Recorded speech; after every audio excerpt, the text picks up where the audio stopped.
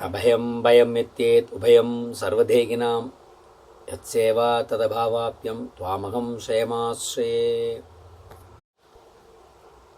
ஸ்ரீமதே ராமானுஜாய நமஹ.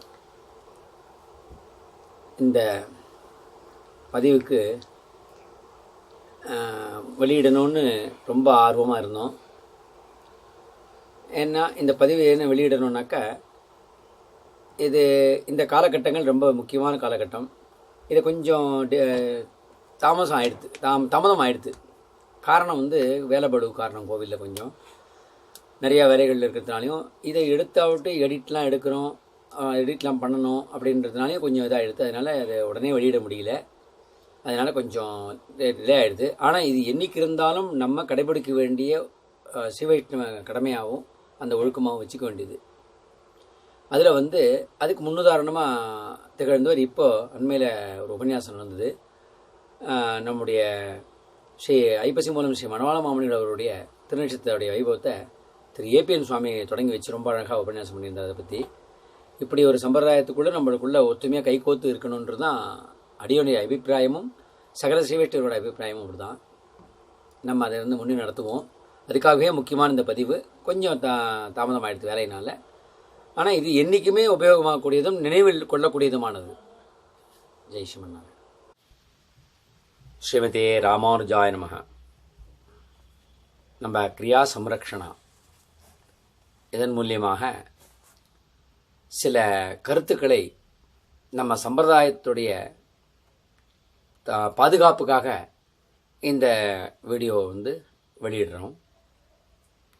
இப்போ ஒரு போன வாரத்தில் நடக்கக்கூடாத இந்த சம்பவங்கள்லாம் நம்ம சம்பிரதாயத்துக்குள்ளேயே நடக்கிறது வருத்தமான விஷயங்களாக இருக்குது. அடியேன் இதை ரொம்ப நாளாக மனசுக்குள்ளே நோட் பண்ணிகிட்டே வரேன். பெரிய பெரிய வேலைலாம் இருக்கா அகிஞ்சனன் அடியேனை க்ஷமிக்கணும். நம்ம இரு கலையார்களும் சம்பிரதாயத்துக்காராலும் என்ன பண்ணுறோம் பகவத் விஷயமா அப்படின்றத பார்க்கும்போது பல கோவில்களில் நம்ம சம்பிரதாயத்தை கட்டி காப்பாற்றுக்க நித்தியானுசாதனங்கள்லாம் போய் அனுஷ்டிச்சுண்டு ஆழ்வார் ஆச்சாரிய எம்பெருமானார் இந்த விசேஷங்கள்லாம் நம்ம கலந்துக்கிறோம். அங்கே கோஷ்டிகள் நடக்கிறது.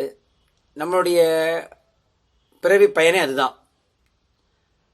நம்ம கைங்கறி ரூபாவும் பகவத் பிரீத்தீர்த்தமாகவும் எதுவாக இருக்கட்டும் அதுதான். பகவான் மகோல்லோசத்துக்காகன்னு பெரிய பெரியவாலாம் சொல்லுவா.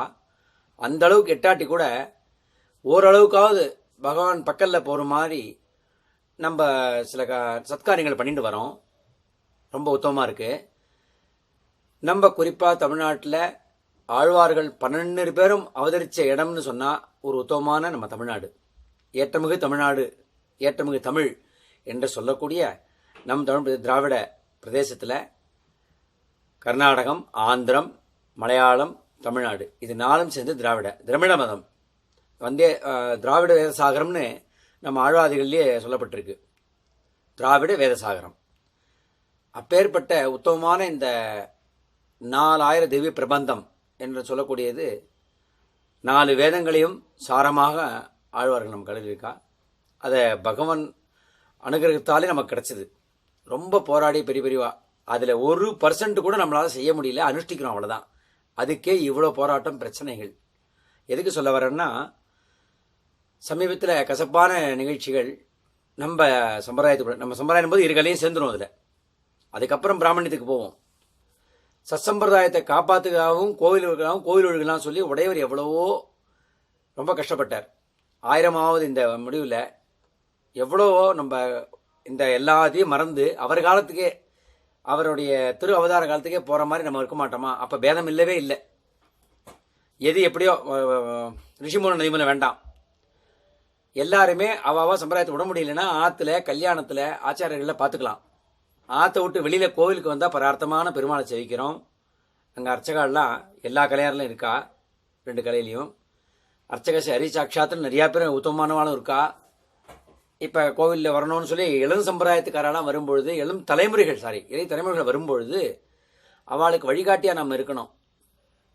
அதனால் ஆழ்வார் இதனால தான் இந்த பாசுரத்தை அடிக்கடி நம்ம பயனென்னாகிலும் பாங்கலாலும் செயலனாக திருத்தி பண்ணிக்கொள்வான். இது அவன் ஒன்று தான் முடியும். நம்ம மனுஷா அல்ப ஜீவர்கள் இந்த ஜீவகோட்டில் என்ன பண்ண முடியும்?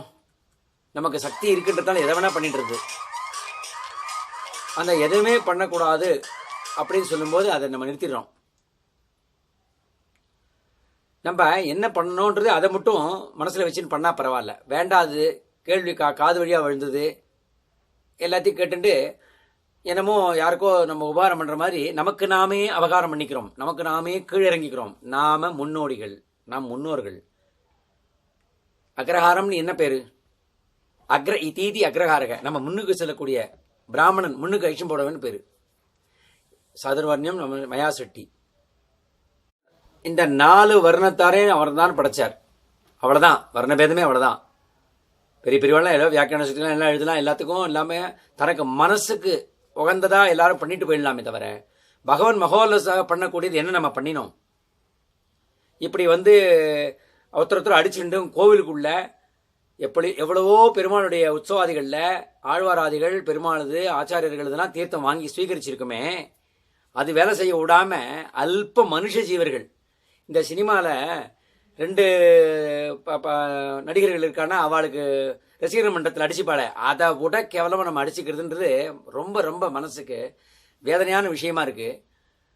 நமக்கு கீழ்பட்டவன் நமக்கு அட்வைஸ் பண்ணுற அளவுக்கு, அவன் சொல்லித்தர அளவுக்கு, அவன் நம்மளை பிரித்து விடுற அளவுக்கு கோர்ட்டு கேஸுன்றது நல்லதுக்கு தான் வச்சுருக்கான்.